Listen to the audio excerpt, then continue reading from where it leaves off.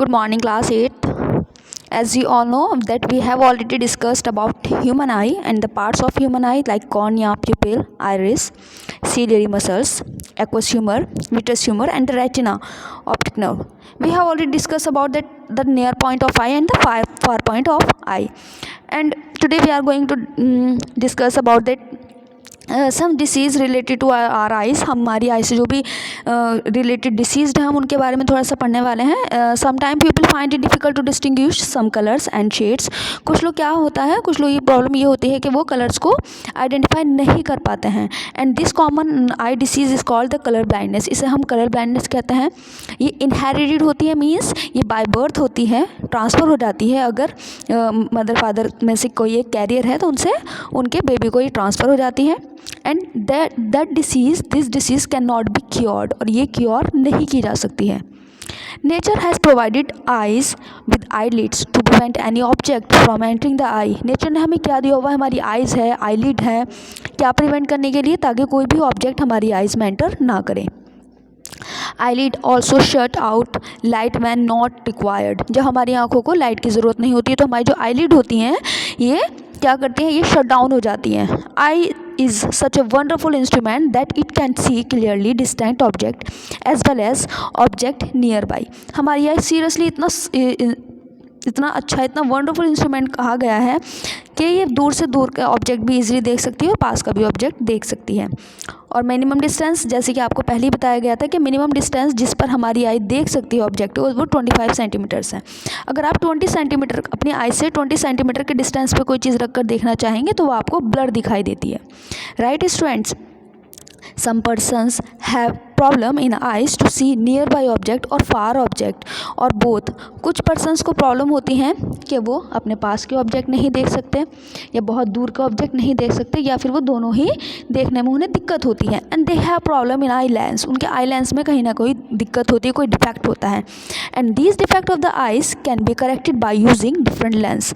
और इस तरह के जो डिफेक्ट हैं उन्हें कैसे करेक्ट किया जा सकता है, डिफरेंट टाइप के जो लेंसेज अवेलेबल हैं उनका यूज़ करके उनको ठीक किया जा सकता है. Right, like concave lens and concave lens and convex lens.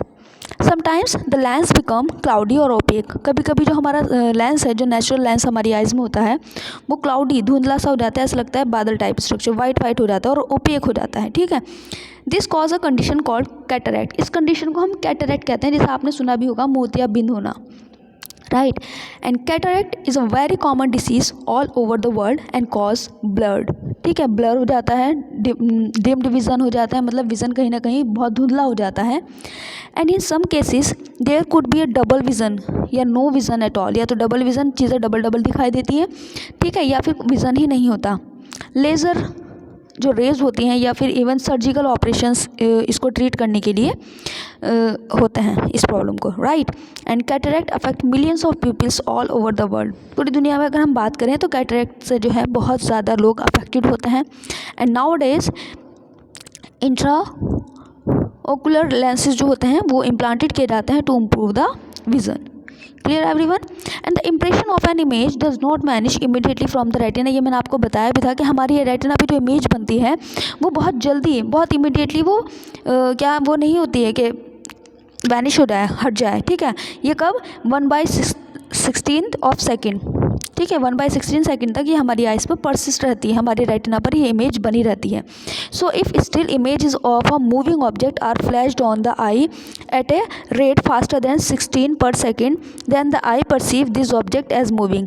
अगर हमारी आइज़ कोई ऑब्जेक्ट है वो मूव करता हुआ कब दिखाई देता है, वो तब दिखाई देता है जब तक अगर वो हमारे सामने 16 सेकेंड तक रुका हुआ है तो इट मीन्स वो हमें मूविंग नहीं दिखाई दे रहेगा. लेकिन अगर उसकी स्पीड जो है, ठीक है, किसी मूविंग ऑब्जेक्ट की जो स्पीड है वो 16 पर सेकेंड से ज़्यादा है, ठीक है, तो एक सेकेंड में वो 16 से ज़्यादा बार रोटेट हो रहा है तो इट मीन्स वो हमें घूमता हुआ ही दिखाई देगा.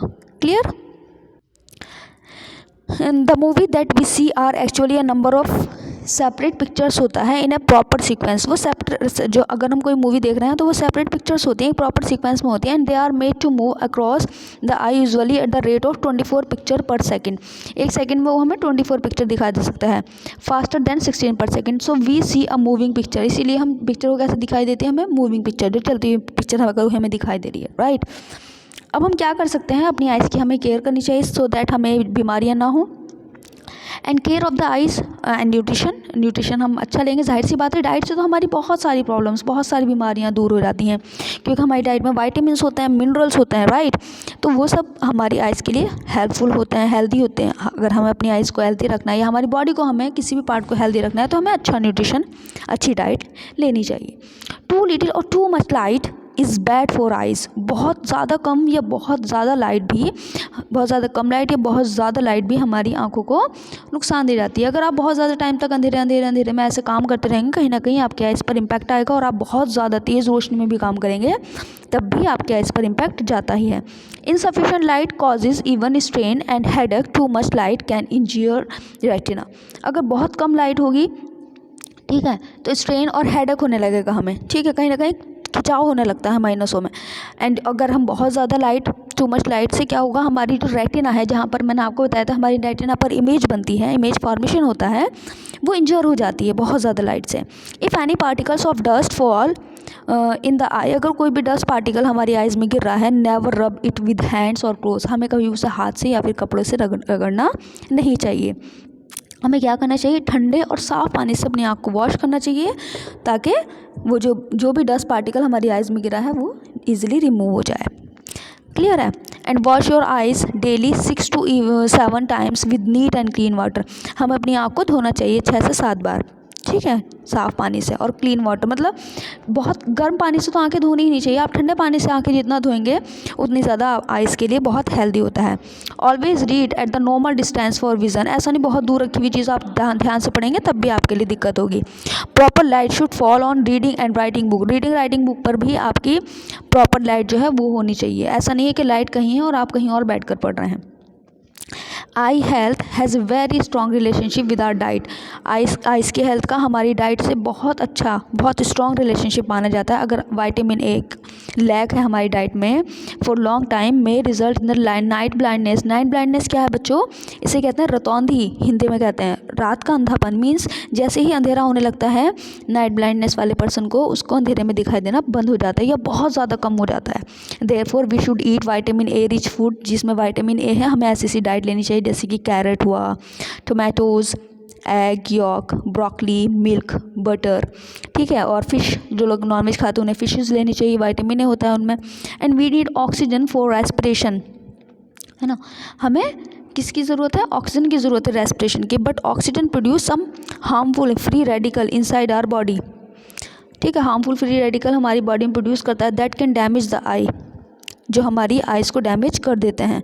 मैनी वाइटामिन्स और minerals help in neutralising these free radicals. इसीलिए हम बहुत सारे वाइटामिन्स लेते हैं, मिनरल्स लेते हैं, ताकि जो ये फ्री रेडिकल्स हैं इनको न्यूट्रलाइज किया जाए, इनको सॉफ्ट कर। न्यूट्रलाइज का मतलब क्या है कि ना तो वो एसिड हो ना हो बेस हो, उनको हम एंटीऑक्सीडेंट कहते हैं। इसीलिए हमें वाइटामिन्स वाली चीज़ें लेने के लिए कहा जाता है कि ये एंटीऑक्सीडेंट है, ठीक है।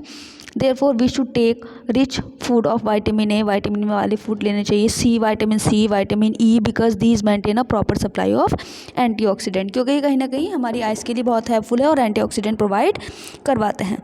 Clear class. देखिए स्टूडेंट्स, एक ये ब्रेल सिस्टम है। ब्रेल सिस्टम क्या होता है, ब्रेल सिस्टम, ये जो थे लुइस ब्रेल, ये जब बहुत छोटे थे क्या हुआ था, इंजर्ड हो गई थी इनकी आइज़, किसी नुकीले जो एक शार्प पॉइंटेड कोई वो था टूल, अपने पापा के साथ, इनके पापा कुछ वर्क कर रहे थे, तो तब क्या हुआ, इनकी आइज़ जो हैं इनकी आइज़ इंजर्ड हो गई और ये ब्लाइंड हो गए, ये देख नहीं सके। लेकिन इन्हें पढ़ने का बहुत शौक था, इसीलिए उन्होंने एक सिस्टम बनाया जिसका नाम इन्होंने ब्रेल सिस्टम दिया। ब्रेल सिस्टम क्या है बेटा, द मोस्ट पॉपुलर रिसोर्सेज है विजुअली चैलेंज, जो पर्सन होते हैं जो देख नहीं सकते हैं उनके लिए बनाया गया है ये। लुइस ब्रेल जो थे ये खुद भी विजुअली चैलेंज पर्सन, जैसे मैंने आपको बताया, इन्होंने 1821 में किया। ब्रेल सिस्टम में क्या 63 नहीं बेटा 64 डॉट्स होते हैं पैटर्न्स के, ठीक है। Each character represent a letter, हर करेक्टर जो है एक लेटर को रिप्रेजेंट करेगा और एक कॉम्बिनेशन ऑफ लेटर को रिप्रेजेंट करेगा, कॉमन वर्ड को, और ग्रामेटिकल साइन देगा। And dots are arrange in cells of 2 vertical rows of 3 dots each, ठीक है। 2 वर्टिकल्स रॉज होंगी जिसमें 3 डॉट होंगी हर लाइन में। And these patterns when embossed on Braille sheet, जब इसको ब्रेल शीट पर एम्बोज किया गया, help visually challenge person to recognise word by touching. तो कैसे हैं ये उभरे हुए वो होते हैं, डॉट्स जो होते हैं ना ये उभरे हुए होते हैं। जैसे अगर हम उससे निडल से पेपर में छेद करेंगे तो कैसा हो जाएगा, जैसे उभरा हुआ पार्ट रहता है, तो बिल्कुल उसी तरह से उभरे हुए पार्ट होते हैं। तो वो टच करके, जो ब्लाइंड पर्सन होते हैं वो उन्हें टच करके बता सकते हैं कि कौन से वर्ड्स लिखे हुए उन्हें पढ़ाया जाता है। And to make them easier to touch, the dots जो थी वो उन्होंने रेस किया गया slightly. And the present system was adopted in 1932 में इस सिस्टम को अडॉप्ट किया गया। And there is a Braille code for common languages, mathematics and scientific notation. Codes होते हैं, उन कोड्स के थ्रू ही वो अपनी लैंग्वेज को पढ़ते हैं। And visually challenge people learn the Braille system by beginning with letters, ठीक है। लेटर्स की बिगनिंग के साथ वो विजुअली चैलेंज पर्सन आराम से पढ़ सकते हैं। And then special characters and letter combination बना सकते हैं। ये जो मेथड है डिपेंड किस पर करता है, upon recognition by touching. Each character has to be memorise, हर कैरेक्टर को उन्हें लर्न करना होता है, ठीक है। तो ये था ब्रेल सिस्टम। ब्रेल सिस्टम में कितनी डॉट होती है बेटा, पैटर्न जो होते हैं 63 डॉट का पैटर्न बन जाता है। लेकिन अगर हम बात करें 6 डॉट का पैटर्न होता है, ये 6 डॉट पैटर्न पे बेस्ड थी ये इनका जो पूरा सिस्टम है, ठीक है। बाकी अगर आपकी कोई भी क्वेरी है रिगार्डिंग दिस तो आप पूछ सकते हैं। आज के लिए इतना ही, bye, have a nice day.